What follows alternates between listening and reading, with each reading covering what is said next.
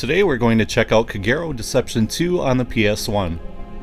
I first discovered this game on a demo disc from the official PlayStation magazine. Having never played the original, I had no idea what to expect going into this one. What I found was one of the most unique and sadistic games in the PlayStation library. In Deception 2, you play as Millennia, a girl that was kidnapped at an early age by the immortal beings known as Timenoids.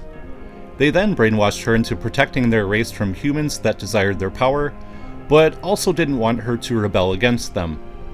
So to prevent any problems in the future, they taught her to kill people with traps instead of with melee combat or magic. Millennia will encounter many foes throughout the game. Some are looking for the Timenoids, and some will be seeking revenge against her for their fallen comrades.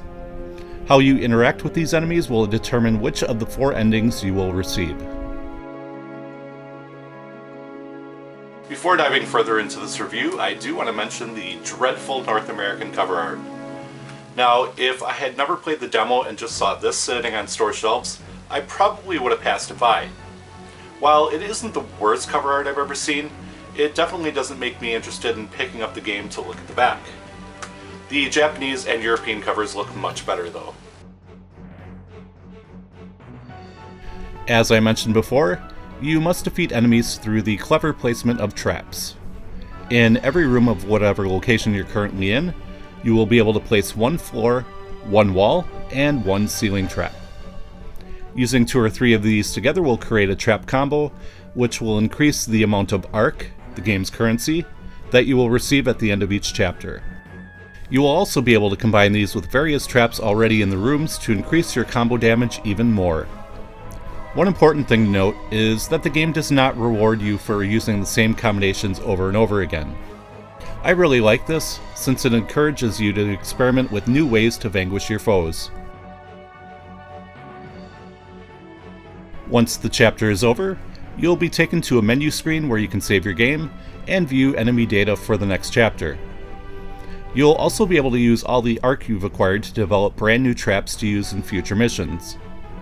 Some of the traps you can create may not look all that exciting, but may lead to better traps in the future, so it's always a good idea to look at the trap tree and see what you can make. The controls in this game are okay.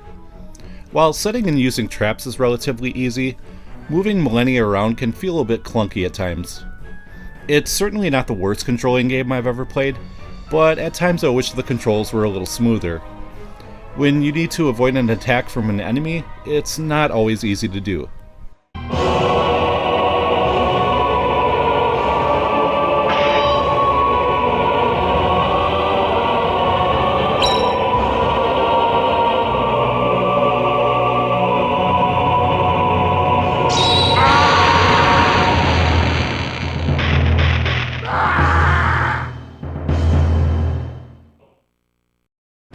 The graphics may not be the best for the PS1, but it is decent in spots. While some of the rooms are quite large, many are lacking in detail. The character models do look pretty good though, especially Millennia. The trap animations are very enjoyable and they sound great as well. Also really love the dark and atmospheric soundtrack, which perfectly complements the gameplay.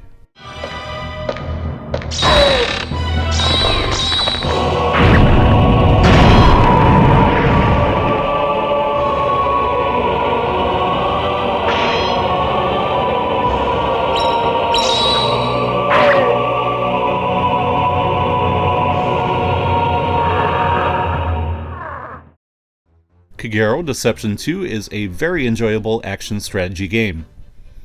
It may be tough to find this one locally, as it seems to be somewhat uncommon. You should be able to find it online though for about 25 to 30 bucks, and I would highly recommend it at that price.